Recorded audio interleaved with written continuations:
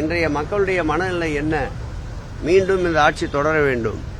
அடுத்து இன்றைய திராவிட முன்னேற்ற கழக தலைவர் பொறுப்பை ஏற்ற நாளிலிருந்து எதிரிகளுக்கு தோல்வியை மாத்திரம்தான் பரிசாக வழங்கிக் கொண்டிருக்கின்றார். இந்த முறை முதலில் நயினார் நாகேந்திரன் ஏற்கனவே நின்ற அதே சட்டமன்ற தொகுதி நின்று வென்று காட்டிய பிறகு இந்த பேச்சை எல்லாம் பேசட்டும்.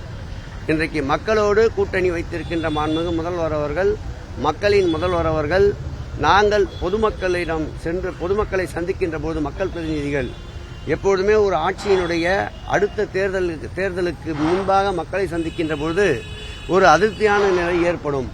ஆனால் எங்களை மக்கள் மகிழ்ச்சியோடு வரவேற்கின்றார்கள். சிறு சிறு குறைகளை எங்களிடம் சுட்டிக்காட்டுகிறாரே தவிர கோபப்படுவதில்லை. அந்த குறைகளையும் நிறைவாக்க வேண்டும் என்று மாண்புமிகு முதல்வர் உத்தரவிட்டிருக்கின்றார். அதனால்தான் களத்திலே நின்று கொண்டிருக்கின்றோம், எங்கும் ஓடி ஒளிந்து கொள்ளவில்லை. தினந்தோறும் நீங்களும் ஊடகத்துறையினர் எங்களை பின்தொடர்ந்தான் வருகின்றீர்கள். நீங்கள் 7 மணிக்கு பார்த்தால் நாங்கள் களத்திலே இருக்கின்றோம், இரவு 11 மணிக்கு பார்த்தாலும் களத்திலே இருக்கின்றோம். ஆகவே மக்கள் இயக்கமான மக்களோடு பயணிக்கின்ற இந்த இயக்கத்திற்கு 2026 பெரிய அளவில் வெகுமதி அளிப்பதற்கு மக்கள் தயாராக இருக்கின்றார்கள். 2வது முறையாக முத்துவேல் கருணாநிதி ஸ்டாலின் முதலமைச்சராவதை எந்த சக்தியாலும் தடுக்க முடியாது.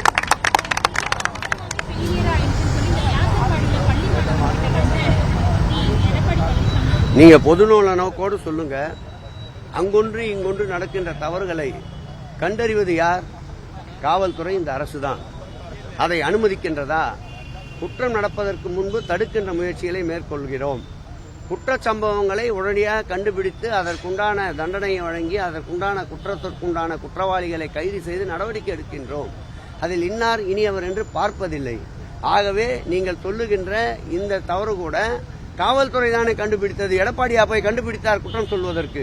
ஆகவே குற்றச்சம்பவங்களை முழுமையாக தடுக்க வேண்டும் என்ற நோக்கத்தோடு குற்றமில்லாத ஒரு சமுதாயமாக இந்த தமிழ்நாட்டை உருவாக்க வேண்டும் என்று, வருங்கால சமுதாயம் வனப்போடு இருக்க வேண்டும் என்பதற்காகத்தான் உடற்பயிற்சி கூடங்கள், பார்க்குகள், விளையாட்டு பயிற்சியை ஊக்குவிக்கின்ற வகையில் வெளிநாடுகளுக்கு விளையாட்டு பயிற்சிக்கு செல்பவர்களுக்கு உண்டான ஊக்கத்தொகைகள், அதேபோல் முதல்வருடைய கோப்பை, அதேபோல் ஆசிய அளவிலே நடைபெறுகின்ற பல்வேறு போட்டிகள், இவைகளை தமிழகத்திலே நடத்தி ஒரு இளைய சமுதாயத்திற்கு விழிப்புணர்வை ஏற்படுத்தி சமுதாய சீரழிவுக்கு செல்லாமல் பாதுகாக்கின்ற ஒரு அரசு மாண்புமிகு தமிழக முதல்வர் அரசு என்பதை நான் அழுத்தம் திருத்தமாக பதிவு செய்கிறேன்.